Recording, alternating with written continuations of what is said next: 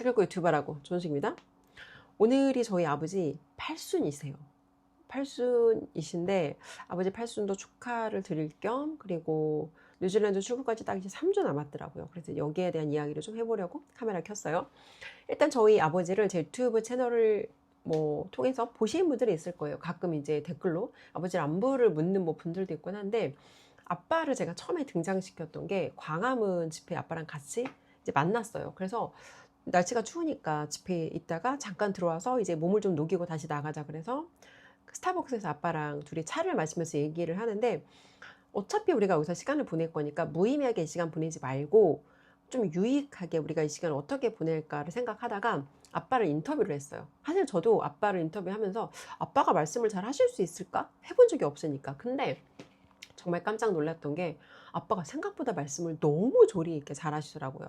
일단 간단히 상황을 설명하면, 당시에 저는 이제 전 좌파였다가 전 민주당 권리당원이었다가 윤석열 대통령께서 비상계엄을 하셔서 이제 깨어난 거예요. 근데 그때 좌파였다 갑자기 깨어난 게 아니라 그때 박근혜 대통령 퇴진 때 세월호 사건으로 이제 그들이 만든 프레임에 선동이 되어서 이제 거기에 대해서 지지와 응원을 했었다가 3년 좀 넘게 민주당 지지를 했다가 철회를 하고 탈퇴를 했어요. 그리고 어차피 뽑아놔봤자 그놈이 그놈이니까 라고 하면서 이제 정치에 다시 무관심한 원래대로 돌아가 살았던 거예요. 그러다가 윤석열 대통령 비상겸을 하셨고, 사실 처음에 그렇게 심각하게 생각 안 했어요. 당시에 말레이시아 세미나 갔다가 세미나 갔는데 외국인 친구들이 막 아침에 카페테리아에서 물어보는 거예요. 너네 나라 막 이상한 일 있던데 괜찮냐고. 그리고 어떤 분들은 중국이신 국적이신 분들은 이제 한국에 자기 가족이 있는데 괜찮은지 좀 알아봐 줄 수 있냐, 한국이 괜찮은지. 그래서 제가 딱 기사를 봤더니 무슨 일이 있었던 것 같긴 한데 다 끝났더라고요. 그래서 외국에서 봤을 때는 그 비상계엄이라는 걸 사실 그렇게 막 큰일이라고 생각하지 않았어요. 그냥 무슨 일이 있었나? 사람들이 얘기하는 게 주식이 이렇고 저렇고 말이 많은데 어쨌건 별일 아닌 것 같은데라는 생각으로 들어왔는데, 저희 멘토님 만났는데 엄청 저한테 썽을 내시더라고요. 본인이 해외에 가서 세미나 참석하고 다녀왔던 동안 대한민국에 무슨 일이 있었는 줄 아냐. 근데 사실 저는 그 세미나 기간 동안 처음으로 나가서 영어권에서 나 혼자 세미나 참석한 거였고 되게 빡셌단 말이에요. 그 일정 자체가 너무 타이트해서 너무 사실은 이제 그 일정을 마치고 와서 나름 좀 뿌듯하게 들어왔던 거예요. 근데 멘토님이 너무 뭐라고 하시니까 사실은 좀 처음에 서운하더라고요. 아니 혼자 다녀오라고 하셔서 다녀왔는데 왜 이렇게 나한테 뭐라고 하시지? 그런데 이제 너무 뭐라고 하시니까 찾아봤어요. 그리고 하나하나 멘토님께서 공유해 주시는 지금 말고 그때 당시에 그라운드 C의 이제 방송을 보면서, 아, 이거는 윤석열 대통령께서 비상겸이라는 걸 하신 거는 이거는 무슨 좌우의 문제가 아니라 우리나라 국민의 주권과 생명과 안보에 관한 일이라는 말에 되게 사실은 그게 와닿았어요. 그리고 그라운드 C가 그때 당시에 올렸던 이제 보수란 무엇인가 이 영상을 보면서 내가 옛날에 정치적인 지지의 방향은 민주당이었을지라도 내 속성 자체는 나는 절대 좌파가 될 수 없구나. 왜? 좌우에 여러 가지 차이점이 있는데 경제적인 관점으로 나는 절대 누구한테 빨대를 꽂는다거나 남의 거를 뺏어서 나눠 갖는다거나 이런 생각을 해본 적이 없고 너무 싫어하는 생각이에요. 세상에 공짜가 어디 있고 세상에 무임승차가 어디 있고 네가 노력하고 수고하는 만큼 돌려받는 거지. 그게 내가 밑바닥에서 여기까지 올라왔던, 밑바닥을 탈출했던 그 어떤 핵심 동력인데, 노력하지 않고 남이 가진 건 부러워하고 이거는 이런 거 세상에 존재할 수 없거든요. 그래서 이제 그런 부분에 정치적인 방향과 경제적인 방향의 불일치가 있었구나를 깨달은 거예요. 그리고 어쨌건 이제 뭐를 그럼 내가 할 수 있을까? 여러 가지 그 마음의 불편한 갈등과 막 이런 것들을 겪으면서 아빠랑 그때 이제 막내 동생 우리 주아영이랑 아빠랑 주아영이랑 이제 그 제부인데 제부가 저희 멘토님이세요. 그래서 이 세 사람이 광화문에 있다는 얘기를 듣고 그때가 아마 12월 29일 정도였던 것 같아요. 그때 처음으로 혼자 광화문에 나가서 이제 그때 제가 봤던 현장은 충격적이었어요. 좌파 시절에 그렇게 세뇌당했던 태극기 들고 나온 되게 사실은 비하 발언 되게 많이 했단 말이에요. 봉투를 받고 나왔느니 유모차를 끌고 나오면 단가가 어쩌고 별의별 정말 더러운 얘기가 다 있었는데, 현장에 나가서 봤던 광화문에서 그 모습은 정말 대한민국을 지키기 위해 한 사람 한 사람 내가 내 어떤 수고로운 시간과 노력을 들여서 나라를 지키겠다고 나온, 그러니까 지금 잠실에 있는 사실 청년들, 시민들 똑같잖아요. 그때도 그 모습을 보고 너무 사실은 충격적이었어요. 그래서 내가 옛날에 멍청했던 실수를 어떻게 만회할 수 있을까를 고민하다가, 그러다가 이제 그때 그 광화문 전 민주당 권리당과 광화문 집회 나가는 충격적 이유란 영상을 찍었던 거예요. 그래서 이제 그 연장선상으로 아빠랑 매주 광화문에 나갔죠. 근데 아빠랑 그때 했던 인터뷰가 박정희 대통령에 대한 인터뷰를 했어요. 근데 왜 그 인터뷰를 했냐면 사실 의도적이었어. 왜? 내가 전 민주당 좌파였던 시절에 들었던 이제 몇 가지 그런 뭐 주요한 주장들이 있단 말이에요. 그러니까 4050들이 제일 많이 타겟으로 삼고 이제 비판하는 게 박정희는 독재자다. 이 프레임을 그 사람들 되게 많이 쓴단 말이에요. 그래서 일부러 아빠한테 독재자라는 키워드를 썼어요. 박정희 대통령은 독재 아니냐. 그때 아빠가 발끈하시면서 거기에 대해서 조목조목 말씀을 하시는 거예요. 박정희 대통령은 독재가 아니다. 경제 대통령이다. 그러면서 왜 박정희 대통령을 경제 대통령이라고 생각하시는지. 근데 사실은 그 아빠의 생각이 박정희 대통령과 함께 팀워크로 대한민국을 일으켜 세웠던 70, 80 어르신 세대들, 그리고 그 어르신 세대들이 어디가 있나 보면은 대한민국, 내가 내 청춘과 피땀을 갈아 넣어서 함께 박정희라는 이 위대한 지도자와 함께 일으켜 세운 이 대한민국이 이대로 이렇게 망해가는 걸 볼 수 없다라는 생각으로 그분들이 나와서 사실은 태극기를 들고 7년 이상 광화문 광장을 지키셨던 거고, 그때 윤석열 대통령이 비상계엄을 하면서 청년들이 깨어났고, 그리고 가장 늦게까지도 깨어나지 않던 가장 많은 개돼지가 분포한 연령대가 사실은 4050이라는 거예요. 그래서 4050 세대들에게 그들이 알고 있는 박정희와, 사실 4050은 박정희 대통령을 직접 경험한 세대가 아니에요. 당신들이 경험하지 못했고 이론으로 배워서 주워들어서 그렇다더라라고 알고 있는 박정희 대통령과 실제 그 시대를 같이 살았던, 동시대를 살았던 인물들의 평가를 들어보자가 제 인터뷰의 의도였던 거예요. 그래서 롱폼도 조회수가 꽤 나왔고 숏폼도 조회수가 어마어마하게 많이 나왔어요. 70회가 70만 회, 70만 회가 넘게 나왔던 것 같은데, 그때 이제 제가 그 영상에 욕을 엄청 처먹었어요. 막 어른들이 와가지고 거의 뭐 진짜 잡아 죽일 정도의 막 분노를 표하면서, 근데 뭘 느꼈냐면 이분들이 박정희 대통령께서 서거하신 지 그렇게 오래됐는데 아직까지 이렇게 존경과 감사를 느낀다는 건 박정희 대통령은 진짜 찐 애국자였다는 걸 다시 한번 이분들이 와서 여기에 대한 그분들의 박정희 대통령에 대한 평가를 반영해 주는구나. 사실은 그게 제 인터뷰의 의도였던 거예요. 근데 그게 그대로 드러난 거죠. 요건 엄청 처먹었지만 개인적으로는 뭐 이렇게까지 라는 생각이 들기도 했지만, 그럼에도 불구하고 의도한 대로 제대로 그 동시대를 살았던 그 박정희 대통령이라는 사람과 함께 대한민국을 일으켰던, 팀워크를 했던 사람들의 팀원들의 사실은 그 리뷰가 그대로 반영이 된 거죠. 그래서 많은 분들이 아빠를 기억하시고 있고, 또 이제 간혹 제 채널에 와서 물어보시는 분들이 있어요. 2024년, 2025년 대한민국에 정말 여러 가지 많은 안타까운 상황들이 있지만, 개인적으로 그럼에도 불구하고 제가 감사할 수 있던 건 정말 개돼지로 그렇게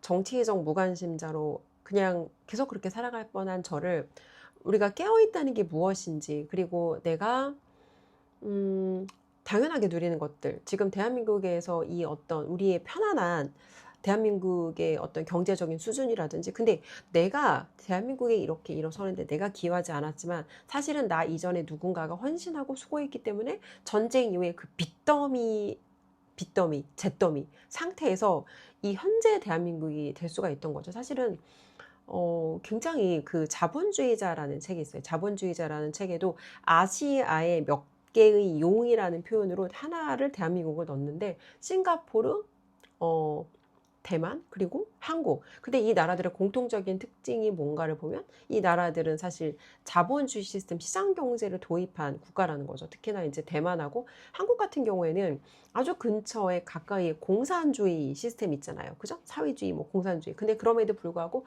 자유민주주의를 채택했기 때문에 이렇게까지 빠르게 경제적으로 성장할 수 있었다는 게 그 책의 저자의 평가인데, 어쨌건 저는 그래서 그 여러 가지 정치적인 이슈를 직접 경험하면서 제가 그동안 제대로 평가하지 못했던 우리 아빠 주정관 씨라는 인물에 대한 제대로 된 이 평가, 근데 많은 분들이 저한테 질문을 해요. 어떻게 너는 그 좌파였던 시절에 아빠랑 너랑 아빠랑 그렇게 막 둘이 막 정말 그때 둘 다 어마어마했거든요. 아빠도 승질이 장난 아니고 저도 그 아빠 승질을 그대로 닮았어요. 그러니까 둘이 만나면 얼마나 으르렁거렸는지 알겠죠. 그래서 진짜 막 가다가 아빠랑 같이 뭐 그 고향에 뭐 한다고 해서 같이 다녀오다가 막 진짜 장례식이었어. 장례식 다녀오다가 갑자기 또 뭐 차에서 정치 얘기가 시작된 거예요. 그래서 이제 가다가 막 진짜 아빠도 거의 뭐 고속도로에서 내려달라고 할 거의 수준이었고 어떤 그 분노의 정도가 저도 아빠한테 진짜 고속도로만 아니면 아빠 진짜 내리라고 하고 싶다 할 정도로 막 우리도 그 어떤 텐션이 장난 아니었단 말이에요. 근데 많은 분들이 질문하는 게 그래서 너랑 너희 아버지는 어떻게 그렇게 결정적인 화해가 됐니? 이게 궁금한 거예요. 근데 너무 안타깝게도 제가 솔직하게 말씀을 드리면 저는 중간에 자본주의 시스템이라는 거에 대한 제가 이 깨어있음 그리고 자본주의 시스템과 시장 경제의 가치를 알도록 저를 도와준 사람이 있었고 그게 저의 멘토님이에요. 우리 아버지의 막내 사위. 그리고 그 멘토님께서 저한테 보여주셨던 자본주의 시장 경제 시스템의 작동 원리. 나는 경제관념으로 절대 좌파일 수 없구나를 깨달은 상태에서 그리고 나서 이것이 작동하려면 자유민주주의가 있어야 내가 들어오니까 이게 연결이 된 거예요. 그리고 이승만 대통령과 박정희 대통령의 가치를 사실 저한테 제대로 알게 해주신 분도 저희 멘토님이에요. 근데 저희 멘토님은 한국 사람이 아니에요. 근데 그럼에도 불구하고 그냥 이분이 객관적으로 박스 밖으로 빠져나와서 봤을 때 이승만 대통령의 그 위대한 토지개혁, 대한민국 국민들이 나가서 목숨을 걸고 싸울 수밖에 없었다는 건 이승만이라는 위대한 지도자의 토지개혁이 있었기 때문에 대한민국 국민들이 자기의 사유재산을 지키기 위해서 공산화를 막았구나. 그리고 박정희 대통령의 그 위대한 리더십 덕분에 대한민국이 공산화된다는 게 아니라 박정희 대통령의 그 위대한 리더십 덕분에 사실은 이 자유민주주의에 더해서 시장 경제가 이렇게까지 빠르게 자본주의가 이렇게까지 빠르게 잘 작동할 수 있었구나. 그리고 그 여정에 이 경부고속도로 저희 뒤에 지금 도로가 보여요. 경부고속도로가 박정희 대통령께서 경부고속도로를 세우지 않았다면 대한민국 사실 이렇게까지 빠르게 성장할 수 없었다는 거예요. 근데 이 모든 것에 사실은 앞단계, 전단계가 있었고 그때 제가 아빠라는 사람의 가치를 재해석할 수 있었던 것도 또 사실은 저희 멘토님이에요. 저희 멘토님께서 우리가 되게 특히 돈을 못 벌어본 사람들은 돈을 번다라는 거의 가치를 깊게 이해하지 못하는 경우가 많아요. 돈을 번다는 건 내가 누군가의 문제를 해결한다는 거고 돈을 번다는 건 내가 세상에 누군가를 돕는다는 거고 돈을 번다는 건 내가 누군가한테 가치 부여를 한다는 거예요. 근데 저는 사실 아빠의 자본으로 자란 아이거든요. 여러 가지 상황이 있는데 어린 시절에 엄마랑 아빠랑 이제 노선이 좀 달라지시면서 저는 아빠의 자본력으로 철저하게 대학 졸업까지 그리고 심지어 대학원 시절까지 아빠의 서포트로 자란 거란 말이에요. 근데 저도 너무 죄송한데 자본의 서포트가 얼마나 감사한 건지 이 감사를 깊게 알지 못했어요. 그냥 부모가 사실은 자식을 낳아서 기르는 게 당연하다고 생각할 수 있지만 당연하지 않거든요. 그리고 이분들이 그 자녀 하나를 키우기 위해서 사실은 자녀 하나가 키워지는 게 당연하지 않은 게 부모들은 그 자녀 하나를 제대로 올바르게 사회 구성원으로 키우기 위해서 본인들은 사실 누리지 못하고 헌신하고 희생하는 것들이 어마어마하게 많단 말이에요. 근데 저도 개돼지 시절에는 이런 감사를 몰랐어요. 그냥 부모니까 낳았으니까 뭐 이 정도 키워주는 건 당연한 거 아니야? 내 친구도 부모님들도 다 이 정도는 해주시던데?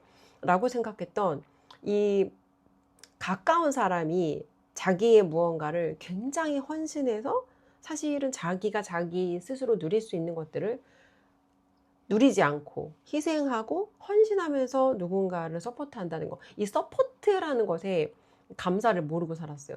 그러니까 정말 저도 개돼지였던 거죠. 근데 이런 것들을 깨닫게 했고 그리고 그에 더해서 저희 아버지는 사실 예전에 누가 그런 얘기를 한 적이 있어요. 너희 아빠는 부자도 아니고 너희 아빠는 노동자 출신인데 왜 우파를 지지하냐는 이야기를 누군가가 한 적이 있는데 이런 거예요. 저희 아빠는 40 중반 정도까지 이제 직장에 속해서 근무를 하셨어요. 그리고 제가 기억하기로는 제가 10대 때까지 봤던 아빠의 모습이랑 20대를 넘어서서 봤던 아빠의 모습이 되게 달라요. 그때 아빠가 이제 그 고속버스 회사를 다니셨고 나름대로 그때는 그게 좀 괜찮은 기업이었어요. 요즘은 대기업 정도의 느낌이었는데 근데 이제 그게 KTX가 도입이 되면서 이런 어떤 그런 고속버스 이런 업계에도 영향을 받았고 그러니까 한마디로 이용객이 줄어든 거죠. 그러다 보니까 이제 구조조정 그런 게 있었던 것 같고 아빠도 회사를 나올 수밖에 없는 그런 상황이었어요. 그래서 회사를 나오면서 이제 옮겼는데 여기가 좋은 점도 있고 나쁜 점도 있는 게 커미션 베이스로 일을 하셨어요. 그러니까 예전에는 내가 일해도 일한 것만큼 더 많이 일한다고 많이 받는 게 아니라 월급쟁이였다가 커미션 베이스로 일을 하다 보니까 아빠도 당연히 여기에 대한 그 압박이 더 셌겠죠. 근데 그러면서 이 같이 파트너십으로 일을 하면서 아빠가 어떻게 내가 이 가치 부여를 하고 어떻게 내가 이 사람하고 파트너십을 하고 조율해 가는지 여기에 대한 어떤 그런 센스가 개발이 되셨고 자연스럽게 기업가 마인드로 옮겨오시게 된 거예요. 그래서 어떻게 보면 노동자로 고용되어 있는 것 같은 형태이지만 사실은 진짜 사장 마인드로 일할 수밖에 없던 그런 시간을 꽤 오래 보내셨고 그리고 이제 아빠가 그때 뭐 주식이라든지 여러 가지를 투자를 하시면서 이 기업가의 관점으로 이 보는 그런 관점이 생기셨던 거죠. 그래서 아빠가 저희 아빠가 또 어떤 점이 장점이냐면 되게 인내심이 있어요. 그러니까 어떤 면에서는 인내심 없는 것 같은데 어떤 면에서는 되게 끈기가 있단 말이에요. 그래서 예를 들어서 어려운 상황이 있어도 특히 직장 생활을 요즘 사람들은 그게 그렇게 옛날 어르신들 같지 않은데 어떤 어려운 상황이 있어도 나에게 주어진 책임을 다하기 위해서 끝까지 버티는 그 끈기가 있어요. 끈기가 있고 인내심이 있고 그게 저희 아빠의 진짜 어마어마한 장점인데 사실 그런 장점들을 자녀는 아니죠. 딸들한테 물려주셨다는 게 사실은 진짜 감사해요. 그리고 7년이라는 시간을 태극기를 들고 나가서 그렇게 열정적으로 이 대한민국의 자유민주주의가 파괴되지 않도록 지키시는데 그동안 사실은 거기에 대한 뭐 감사, 인정 없었어요. 딸들은 그냥 여전히 나머지 두 동생은 개돼지까지는 아니었지만 저는 개돼지스러운 삶을 살고 있었지만 그러니까 아빠 생각은 그랬던 거예요.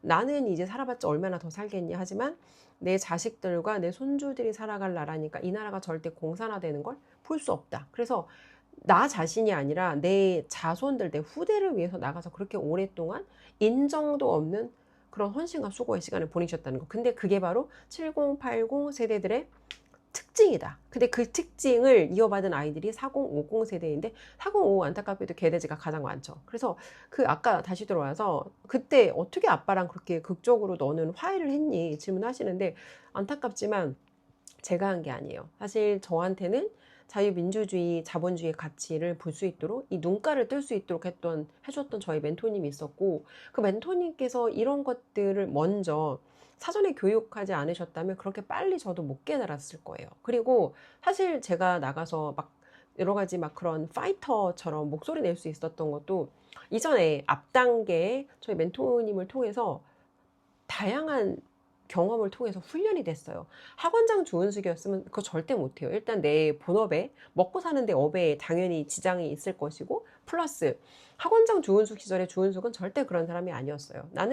저는 남의 일에 사실 관심 갖는 거 되게 싫어하고 내가 사회 구성원으로 내 일 똑바로 잘하는 게 내가 할 수 있는 최선이다라고 생각했고 내 업을 잘하는 게 내가 세상에 가치 부여할 수 있는 길이다. 그래서 남의 일에 사실 관심 없던 사람이에요. 근데 나랑 내 가족 정도까지만 내 어떤 관심의 바운더리에 속하던 아주 이기적인 사람이었어요. 근데 처음으로 제가 이기심을 가지지 않고 다른 누군가를 위해서 용기를 냈고 다른 누군가를 위해서 내 시간과 내 에너지와 심지어 내 비용과 이런 것들을 쓰면서 누군가를 위해서 목소리를 내고 누군가를 위해서 리스크 테이킹을 하고 누군가를 위해서 진심을 다해서 싸워봤던 시간이 사실은 그 윤석열 대통령을 지키기 위한 시간이었던 거예요. 근데 그런 경험들이 저한테 참 감사했던 게 제가 직접 나가서 이제 이런 것들 활동을 해보니까 아빠가 정말 힘드셨겠구나라는 것도 깨닫고 저희 아빠도 되게 검소하시단 말이에요. 그래서 지방으로 그때 뭐 정강호 목사님이랑 같이 평택 쪽인가 미군 부대 앞에 무슨 뭐 좌파들이 와갖고 뭐 어떤 이슈가 있었대요. 그래서 이제 그런 지방 갔다 오면 아빠 수원 계시는데 딱 돌아오면 버스가 끊기는 거예요. 그러면 택시를 타고 가야 되잖아. 이게 보통 사람들의 생각이잖아. 근데 아빠는 택시를 절대 안 타세요. 절대 택시를 안 타시고 걸어서 3시간을 걸어서 집에까지 가셨다는 거예요. 근데 막 이런 얘기를 들으면 사실은 막 되게 답답하고 되게 아빠가 이렇게 우리가 알지도 못하는 시간에 이렇게까지 수고로운 시간을 보내시는 동안 우리는 정말 참 멍청한 개돼지로 살았구나. 사실은 여기에 대한 그런 안타까운 생각이 되게 많이 들죠. 근데 그럼에도 불구하고 너무 다행인 건 저는 저희 아빠가 제 유튜브 채널을 보는지 사실은 몰랐어요. 근데 제가 예전에 라이브 나가서 하면 라이브 끝나고 이제 깜깜할 때 막 가거나 그러면 아빠가 카톡이 와요. 수고했다. 그리고 요즘에도 제 유튜브를 보는지 잘 몰라요. 제 유튜브를 사실은 구독을 하는지 모르겠어요. 제가 그래서 몇 번을 의심하면서 나를 구독하고 있는지 내가 확인해야겠다. 막 제가 농담인 것처럼 했지만 농담이 아닌 듯 정말 내 걸 보고 있는지 내가 확인해야겠다. 왜 구독 버튼이 눌려 있는지 댓글은 좀 다는지. 근데 그런 흔적이 전혀 없어요. 전혀 흔적이 없는데 제가 가끔 정치에 대해서 뭔가 이제 약간의 생각을 다루면 카톡이 와요. 잘하고 있다. 뭐 수고했다. 그래서 자식의 일에 관심이 없는 것 같지만 한켠에 서서 조용히 뭐 약간 뒤에서 그냥 이렇게 서포트한다는 느낌 정도? 그러니까 항상 저희 아버지는 그러신 것 같아요.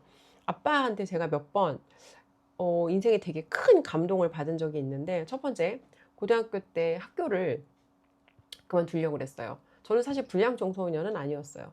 불량 청소년이 맞을 수도 있겠다. 뭐 예를 들어서 어, 술, 담배를 한 걸 불량 청소년이라고 하면 맞을 수도 있겠다. 근데 어쨌건 불량 청소년은 아니었어요. 근데 개인적으로 약간 뭐라 그럴까? 개인적으로 약간 그 내가 처한 상황과 내가 처한 환경 안에서 정체성의 혼란이 있었어. 그냥 우리 어떤 가정의 상황과 나는 왜 우리 부모님과 살지 못하고 이렇게 친척집에서 오래 살아야 되고 그리고 내가 여기에서 환영받지 못한다는 그 느낌? 뭐 하여튼 이런 거를 여러 가지를 통해서 그런 정체성의 혼란이 있었고, 그러니까 아주 정말 운이 나빴어요. 친구들하고 이제 수학여행 갈 때, 야, 수학여행 갈 때 누가 교복을 입어? 사복 입고 가자라는 친구들하고 이제 약속이 됐고, 저는 당연히 교복 안 입는 줄 알고 이제 갔죠. 근데 친구들이 제가 먼저 가고 나서 첫날부터 교복 안 입는 건 좀 그러니까 교복 입자라고 얘기를 바꿨는데 옛날에 휴대폰이 없었어. 그래서 나는 사복을 입고 학교에 갔는데 애들이 다 전교생 600명이 교복을 다 입고 온 거예요. 나 혼자 사복을 입었어. 그래서 학교에서 엄청 찍혔어요. 그래서 이제 학교를 너무 괴롭힘이 심하니까 학교 때려쳐야겠다. 이러면 학교 내가 못 다니겠다. 그래서 이제 아빠랑 상의를 하러 만났어요. 아빠는 학교 그만둬야겠다고 했더니 아빠가 저한테 뭔가를 그렇게 막 한 번도 그렇게 뭐 진지하게 얘기하시는 분이 아닌데 막 우시는 거예요. 아빠가 우시면서 아빠가 많이 못 배워서 우리 자식들만큼은 꼭 학교를 마치면 좋겠다. 근데 저희 아빠가 저한테 그렇다고 막 대학을 가야 돼 이런 스타일도 아니었거든요. 여자는 뭐 좋은 학교, 예전에 서울여상이 좋은 학교였어. 서울여상 그렇게 나를 보내려고 노력했어. 성적이 좀 중학교 때 나쁘지 않았거든. 근데 난 안 간다고 그랬어. 나 대학 갈 거라고 난 산 거 안 간다고. 근데 어쨌건 그래서 이제 아빠가 나를 그렇게 뭐 학우열이 있는 사람도 아닌 것 같았는데 아, 너가 공부를 마쳤으면 좋겠다. 아빠가 너무 간곡하게 눈물까지 흘리면서 얘기를 하니까 학교를 그래서 그만두지 않았어요. 그리고 그때 이제 고3 때 그래서 지방으로 전학을 내려간 건데 어쨌건 그때 아빠가 만약에 내가 학교를 그만두려고 했는데 학교를 그만두도록 그냥 나를 만약에 뒀으면 내 인생은 어떻게 됐을까? 실제로 제 친구들 중에 고등학교를 졸업 안 한 친구들이 좀 있어요. 근데 그 친구들을 보면 다 뭔가 집안에 대한 그런 이슈로 아이들이 갈등과 혼란과 방황을 하면서 학교를 마치지 못한 건데 학교를 마치지 못하면 예전에는 선택지가 많지 않았어요. 어쨌건 그래서 진짜 감사했고 두 번째는 회사 다니던 시절 회사도 참 못해 먹겠더라고요. 근데 아빠를 만나서 얘기를 하다 보니까 아, 회사 생활한다는 게 원래 그렇게 쉽지 않다. 남의 돈 벌어먹는 게 원래 쉽지 않다라고 하면서 아빠가 겪은 그냥 힘들었던 아빠도 이제 그런 이야기를 담담하게 나눠주시는데 마치 나보다 조금 더 인생을 먼저 살아간 인생의 선배가 나한테 나눠주는 그 담담한 이야기가 아, 나만 이렇게 힘든 게 아니구나. 아, 원래 사회생활이라는 건 이렇게 어렵구나. 이전까지 내가 되게 쉽게 살았구나라고 생각하고 그 고비를 넘겼어요. 그리고 회사에서 다행히 내가 업무를 잘할 수 있는 그런 포지션으로 이동이 됐고, 그리고 나서 박수 칠 때 그 회사를 떠났죠. 그리고 나서 학원을 했고, 학원을 하고 돈을 그때부터 잘 벌었죠. 그래서 이제 그때도 참 감사했던 게 근데 아빠가 그런 어려웠지만 그 시기를 잘 극복해내면서 단순히 어떤 회사에 속해 있는 그냥 부품 이런 게 아니라 정말 기업가 마인드로 내가 포지션을 고용된 어떤 노동자 포지션일지라도 기업가의 마인드로 주인 의식을 가진 그런 사장의 마인드로 일을 했기 때문에 굉장히 아빠의 삶이 인생이 전체적으로 성숙해질 수 있었구나. 그리고 사실 이런 거예요. 저희 아빠가 되게 윤리의식이 강해요. 되게 윤리의식이 강하고 그리고 뭔가 사회적으로 남들에게 피해주는 이런 거에 대한 되게 민감도가 높아요. 예를 들어 나이가 많은데 제가 제 채널에도 그런 사람들이 종종 와요. 제가 유튜브를 본인들이 구독을 하는 건 본인들이 얻는 이득과 혜택 때문에 구독을 하는 거지 나를 정말 좋은 순간에 뭔가 본인이 주려고 구독하는 게 아니다. 소비자는 자기의 이기심으로 의사결정을 하는 사람들이지 소비자가 본인들이 나한테 구독을 가지고 유세를 부리면 안 된다는 얘기를 했는데 그 영상을 찍은 의도가 이런 사람들은 나가라가 내 의도였어요. 근데 정말 그런 사람들이 나갔어. 근데 그게 내 의도였기 때문에 의도대로 잘 된 거죠. 근데 이런 거예요. 나이를 먹었다는 이유로 내가 너희들에게 대접받아야 될을 기본값으로 깔고 가는 사람들이 있어요. 근데 이런 사람들 우리가 뭐라고 불러요?